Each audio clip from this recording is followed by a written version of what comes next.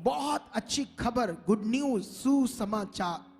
सुसमाचार में सत्य। सत्य क्या है?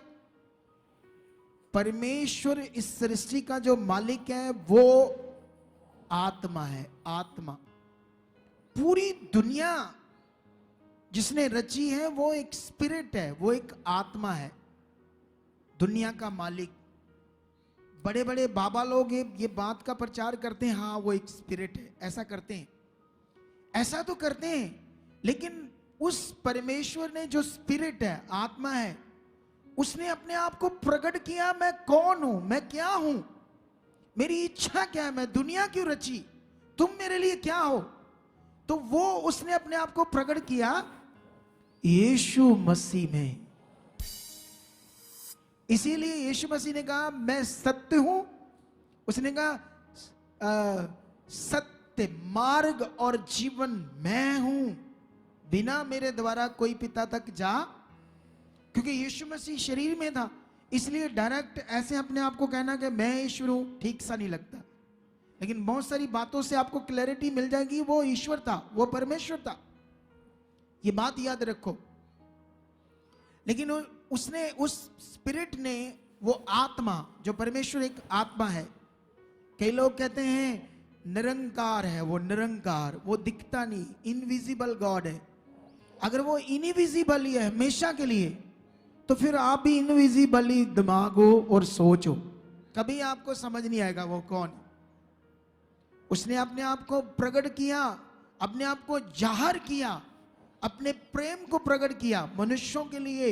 आपकी मौत को, आपकी प्रॉब्लम को अपने ऊपर लेकर आपको जीवन देने के लिए परमेश्वर ने अपने आप को प्रकट किया।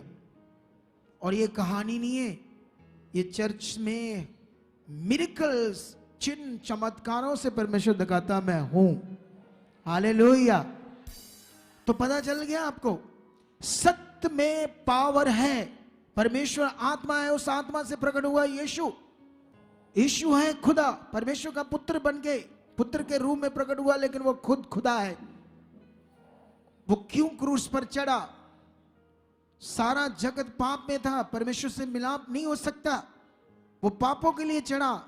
इसीलिए मनुष्य, धर्म, जातियां, लोग क्या क्या कर रहे हैं इस दुनिया में, आपको पता है नहीं पता, सब कुछ हो रहा है, क्योंकि मनुष्य पापी है।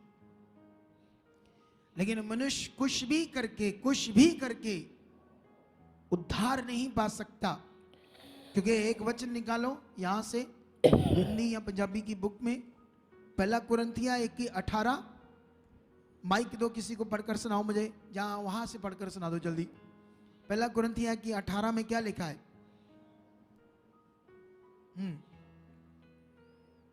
क्योंकि क्रूस की कथा नाश होने वालों के लिए मूर्खता है। हाँ, क्रूस की कथा लोगों के लिए ये कहानी है।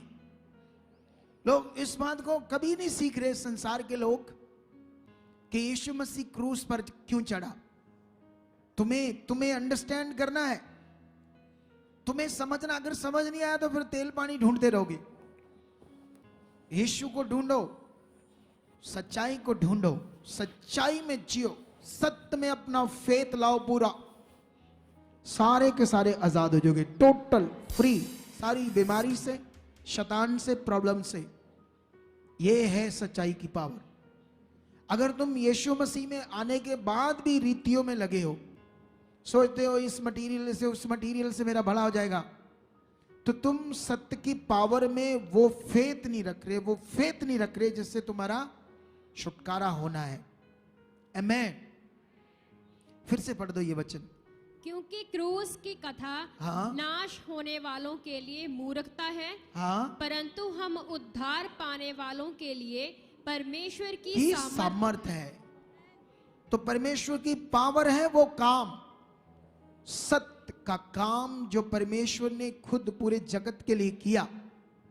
यीशु की कुर्बानी पूरे जगत के लिए हुई। आप लोग ये सोचो, इस पृथ्वी को परमेश्वर ने क्यों बनाया? संसार में ज्ञान है, जो कुछ कर्मों में लिखा, किस्मत में लिखा, वो होना है। ये मनुष्यों का ज्ञान है, इंसानों का ज्ञान है। जिसने दुनिया रची, उसने इस पर्पस से इंसानों को नहीं बनाया कि दुख दूं, प्रॉब्लम दूं, हालात दूं, रोग दूं, बीमारियां दूं, परेशानियां दूं। लोग बोलते हैं हाँ होता है, परमेश्वर ही करता है सब कुछ। वो नहीं करता। ये पाप की जिंदगी है, ये शारीर की जिंदगी है, ये उससे दूर की जिंदगी है, उसके कानून से बाहर की जिंदगी है। और बहुत सारी दुष्ट शैतान की इच्छा पूरी होने की वजह से मनुष्य पृथ्वी पर मर रहा है, तकलीफ में, दुख में, प्रॉब्लम में। लेकिन जब तुम सत्य में चलना शुरू करोगे, जब तुम्हें सत्य की पावर समझ आएगी, ये प्रॉब्लम नहीं रहेगी। इसीलिए ऐसा लिखा, क्रूस की कथा नाश होने वालों के लिए, जिन्होंने नाश होना है उनके लिए ये सच्चाई, ये परमेश्वर का बड़ा काम एक कहानी की तरह है। लेकिन हमारे लिए जिन्होंने उद्धार पाना है, छुटकारा पाना है, जीवन पाना है, अनंत जीवन पाना है, उनके लिए यीशु का क्रूस पर चढ़ना, हमारे लिए मरना और तीसरे दिन मुर्दों में जिंदा होना एक सामर्थ है, एक पावर है। ये काम एक पावर है आपके लिए। ये पावर काम करेगी। प्रे करा दो, नहीं कराना तो तेल ही दे दो करके कुछ कर दो। ये क्या छोटी छोटी जिंदगी, छोटे छोटे बिलीव। मैं अलग अलग लोगों को मिलता हूं, लोगों का बुरा हाल सोच कर देखो। अरे तुम परमेश्वर की संतान हो, तुम नॉर्मल नहीं हो। अब अगर तुमने सचमुच अपने आप को प्रकट करना कि मैं परमेश्वर की संतान हूं, जैसे मान लो एक आईपीएस ऑफिसर का बेटा या बेटी, कैसे दिमाग होता है उनका कि मैं चपड़ासी का बेटा हूं, है दिहाड़ीदार बेचारा जो मजदूर है उसका बेटा बेटी हूं। बोलो एक एमएलए का बेटा बेटी, मुख्यमंत्री का है ना बेटा बेटी, कैसे दिमाग है। तो ये उसके सामने क्या है, परमेश्वर के सामने ऐसी पोस्ट। तो तुम किसके बेटे बेटियां हो? किस दिन तुमने ये घमंड किया कि मैं किसका बेटा बेटी हूं? क्योंकि परमेश्वर पर हम घमंड कर सकते हैं, अपने आप पर नहीं। किस दिन तुमने इस बात को फक्र से बोला? अरे तुम्हें दुनिया में जाओ, कोई पूछे, कोई दबका मारे पुलिस उसको बोलो तुझे पता है मैं कौन हूं? वो डर जाए शायद, पता नहीं कोई बड़े मंत्री का बेटा बेटी, उसको पता है मैं कौन हूं। ऐसे प्राउड से बोलो, शैतान वैसे डरने लगेगा तुम लोगों से। जब तुम्हें ये बात अच्छे से नहीं पता नहीं अच्छे से ये बात कि तुम कौन हो परमेश्वर के, तो तुम फिर ऐसे कहोगे आए कर दो प्रार्थना, आए मर गए। ये हाय हाय बंद कर दो। अब शैतान करेगा हाय हाय। तुम आनंद से भरोगे, आनंद के जीवन को जियोगे, तुम दमदार जिंदगी जियोगे।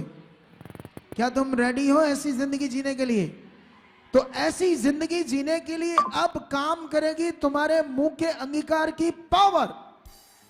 सत्य की पावर मैंने तुम्हें बता दी। यीशु मसीह हमारे लिए जिंदा हुआ और बाइबल में लिखा तुम मरे हुए थे, तुम्हें उसके साथ जिंदा किया गया।